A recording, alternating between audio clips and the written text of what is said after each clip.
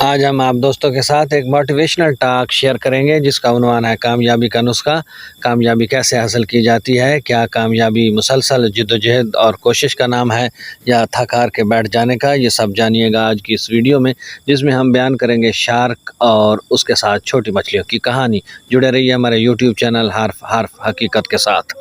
بسم اللہ الرحمن الرحیم والصلاۃ والسلام علی رسول الکریم۔ میں ہوں خان غلام مصطفیٰ بلوچ اور آپ دیکھ رہے ہیں ہمارا یوٹیوب چینل حرف حقیقت۔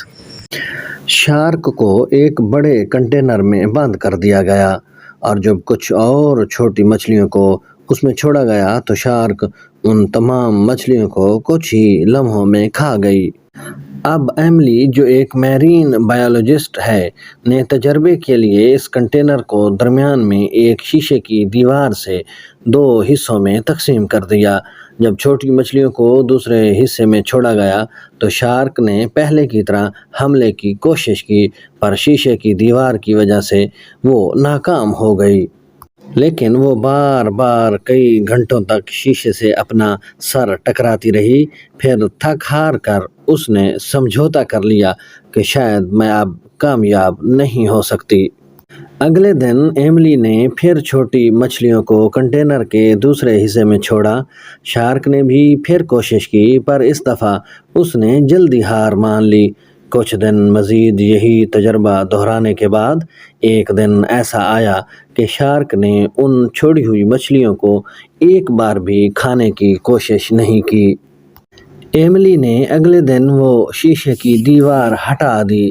اب حیران کن بات یہ ہے کہ چھوٹی چھوٹی مچھلیاں شارک کے ارد گرد تیر رہی ہیں، پر شارک ان سے بالکل بے پرواہ ہے، ان پر کھانے کے لیے بالکل بھی حملہ نہیں کر رہی ہے، کیونکہ کچھ دن کی کوشش اور ناکامی نے اس کے لاشعور میں یہ بات ڈال دی ہے کہ یہ چھوٹی چھوٹی مچھلیاں اب اس کی دسترس میں نہیں ہیں۔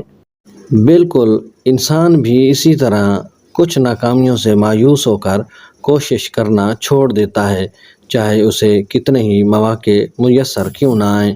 وہ اپنی پرانی ناکامیوں کی وجہ سے دسترس میں موجود ہر موقع کو ٹھوکر مار دیتا ہے۔ حالانکہ چاہیے تو یہ کہ جو بھی موقع ملے اسے اویل کرے تاکہ زندگی میں کامیابی اس کے قدم چومے۔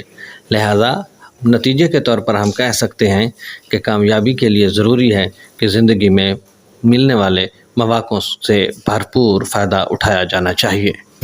اب تک کے لیے اتنا ہی۔ جڑے رہیے ہمارے یوٹیوب چینل حرف حقیقت کے ساتھ تاکہ آپ کو آشنائی ملے حرف حقیقت سے۔